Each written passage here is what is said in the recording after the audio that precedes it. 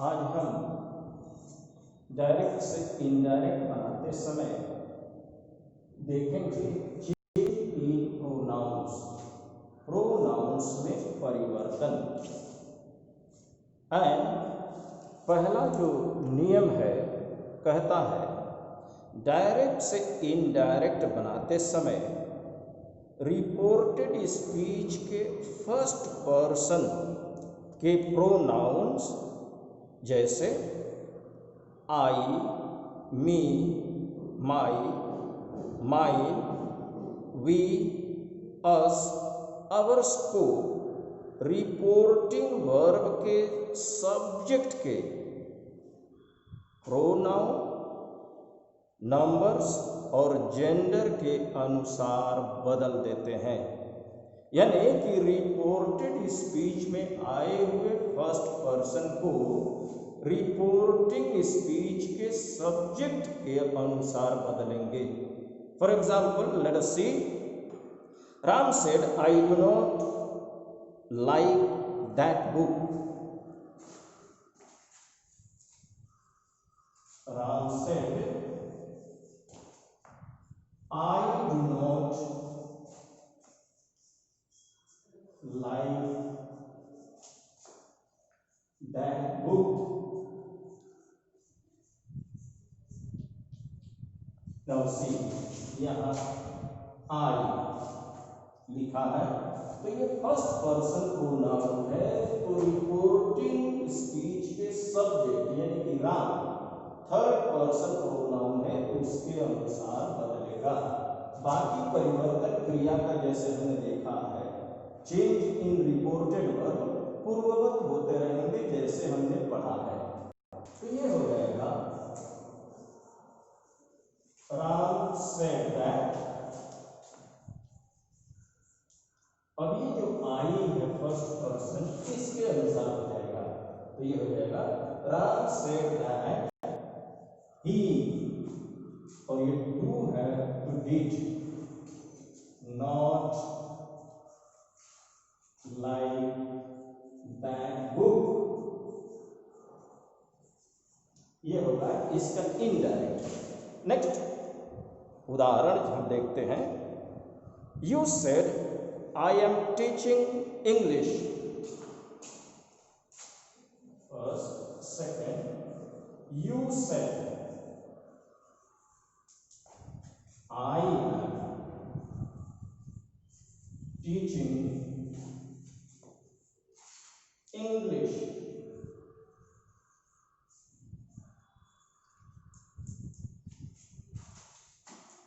See, I am, तो ये first person है, सब्जेक्ट यहाँ का रिपोर्टिंग स्पीच का सब्जेक्ट यू है, तो इसके अनुसार उसमें परिवर्तन होगा, क्रिया का परिवर्तन पूर्ववत चलता रहेगा। As it is before, we have learned it. You said that. Now, ये इसके अनुसार परिवर्तित होगा। You said that. You were teaching English. तो हमने देखा कि जो फर्स्ट पर्सन प्रोनाउन है रिपोर्टेड स्पीच का, वह रिपोर्टिंग स्पीच के सब्जेक्ट के अनुसार बदलता है, उसके पर्सन प्रोनाउन और जेंडर के अनुसार बदलता है। Let's see one more example. Sita said I read my book every day. Sita said I read my book every day.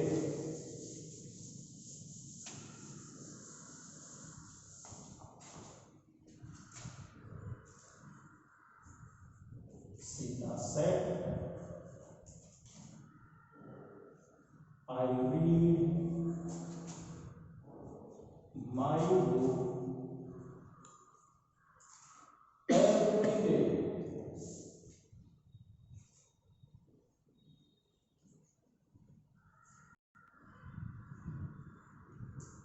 और यहां देखिए सीरियल आई माई, ये फर्स्ट पर्सन प्रोनाउन है और ये बदल जाएंगे सीता के अनुसार। हमारा जो सब्जेक्ट है यहां सीता है, ये हो जाएगा इनडायरेक्ट, सीता सेड दैट। अब ये आई शी हो जाएगा, सीता है, that she read her book, आई है तो माई, शी है तो her book every day।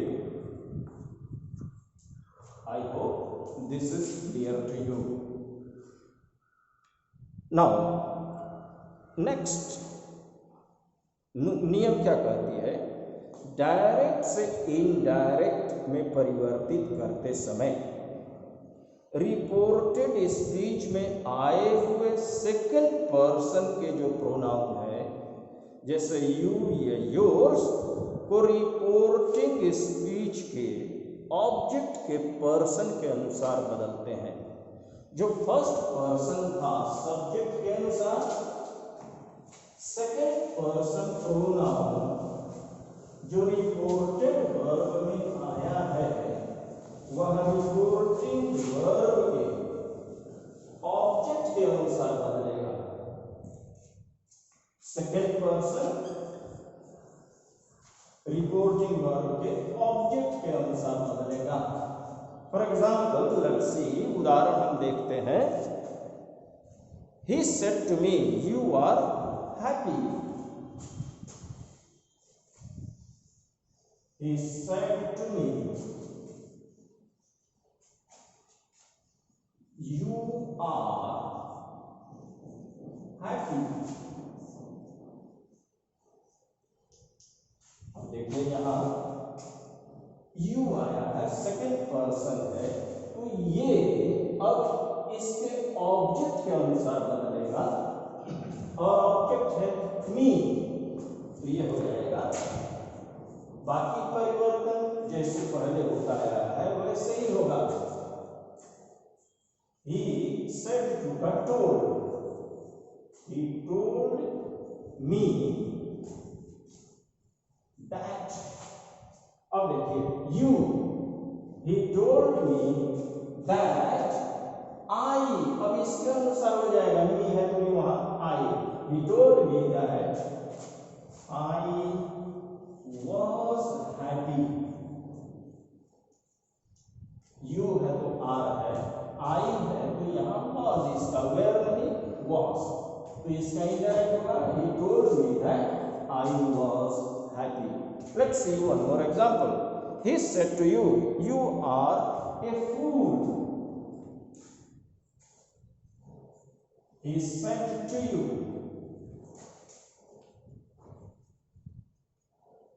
you are a fool, इसका इंडायरेक्ट यू, ऑब्जेक्ट यहां यू ही, तो इसका परिवर्तन होगा, he told you that you were a fool, you were a fool। I hope it is clear to you.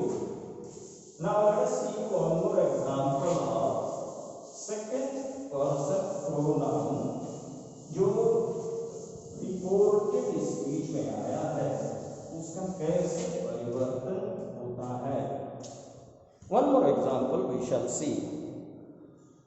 He said to them, you are very sad,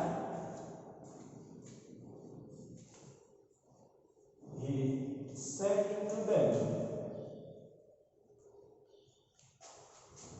you are very sad, you यहाँ then है तो इसके अनुसार अब इसमें परिवर्तन होगा, तो ये हो जाएगा he told them that, then they were very sad. He told them that they were very sad. I hope it is clear to you. Second person के प्रोनाउन क्लियर है आपको. इट मीन्स रिपोर्टिंग स्पीच में object होना आवश्यक है, क्योंकि second person pronoun object के अनुसार बदलता है. इसका मतलब ऑब्जेक्ट का होना बहुत जरूरी है. अब प्रश्न ये उठता है कि यदि ऑब्जेक्ट नहीं दिया है तो क्या किया जाएगा, कैसे परिवर्तित होगा डायरेक्ट से इनडायरेक्ट में. नोट 1, यदि रिपोर्टिंग वर्ब के बाद ऑब्जेक्ट न दिया हो तो रिपोर्टिंग वर्ब के पश्चात थर्ड पर्सन के प्रोनाउन का प्रयोग करके उसे ऑब्जेक्ट बना देते हैं और उसी के अनुसार रिपोर्टेड स्पीच में प्रयुक्त सेकेंड पर्सन को थर्ड पर्सन में बदल देते हैं. जैसे Ram said you should work hard. यहां देखिए, राम सेड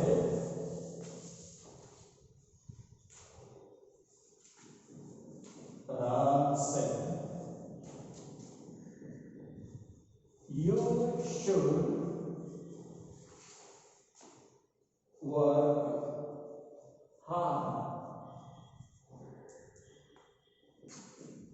अब यहाँ थर्ड पर्सन नहीं दिया है तो हम यहाँ थर्ड पर्सन मान लेंगे. तो ये हो जाएगा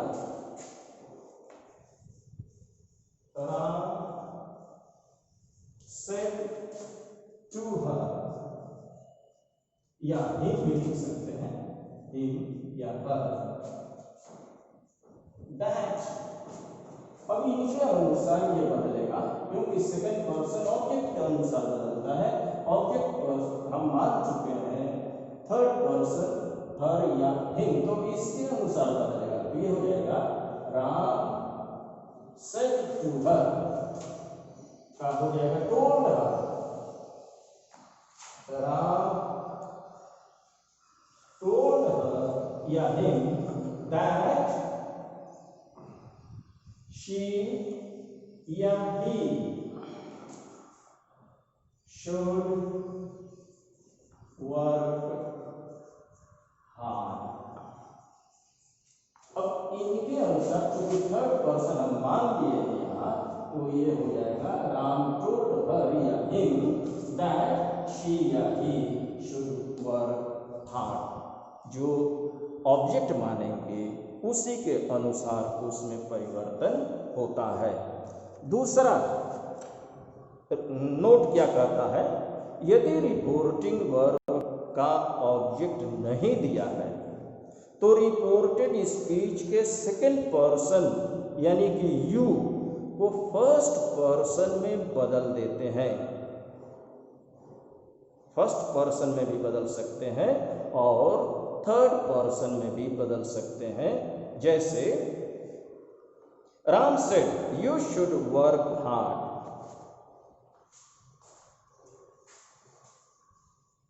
Ram said you should work hard. अब यहां हम फर्स्ट पर्सन भी मान सकते हैं, तो इसमें परिवर्तन क्या होगा, Ram told me that I हो जाएगा, क्योंकि मी है तो I. Ram told me that I should work hard. ये बन जाएगा और ये इनडायरेक्ट स्पीच हो जाएगी. अब हम पढ़ते हैं आगे. अतः यह स्पष्ट है कि रिपोर्टिंग वर्ब का ऑब्जेक्ट न होने पर रिपोर्टेड स्पीच के सेकंड पर्सन के प्रोनाउन को आशय अथवा संदर्भ के अनुसार फर्स्ट पर्सन या थर्ड पर्सन किसी में भी बदल सकते हैं। तो याद रखिए, आशय के अनुसार यदि ऑब्जेक्ट नहीं दिया है तो उसे थर्ड पर्सन या फर्स्ट पर्सन मान करके परिवर्तन किया जा सकता है। अब थर्ड पर्सन में परिवर्तन तो हमने देखा, फर्स्ट पर्सन सब्जेक्ट के अनुसार, सेकंड पर्सन में परिवर्तन जो होता है ऑब्जेक्ट के अनुसार होता है। अब थर्ड पर्सन में क्या परिवर्तन होता है? तो नियम कहती है कि रिपोर्टेड स्पीच में आए हुए थर्ड पर्सन के प्रोनाउन में कोई परिवर्तन नहीं होता है। For example,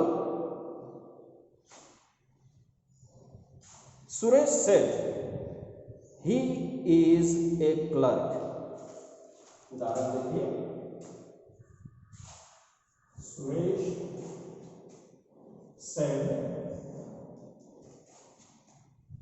he is a clerk. यहां ही है तो जो थर्ड पर्सन आया हुआ है डायरेक्ट स्पीच में, रिपोर्टेड स्पीच में, इसमें कोई परिवर्तन नहीं होगा। ये ज्यों का त्यों रह जाएगा, केवल क्रिया में परिवर्तन होगा। ये होगा Suresh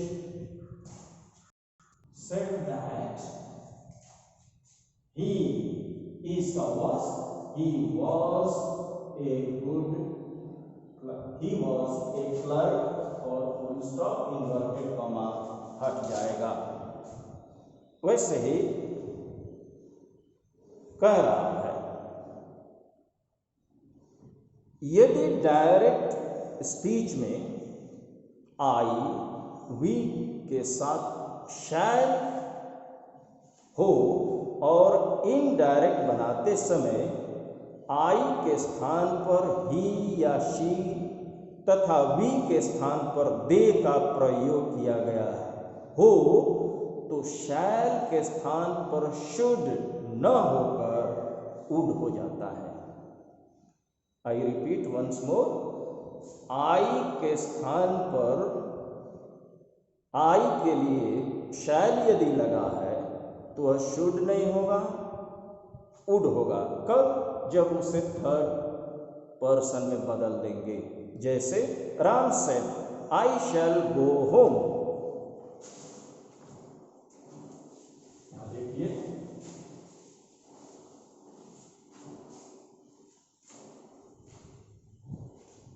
Ram said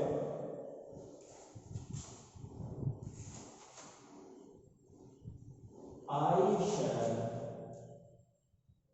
go home.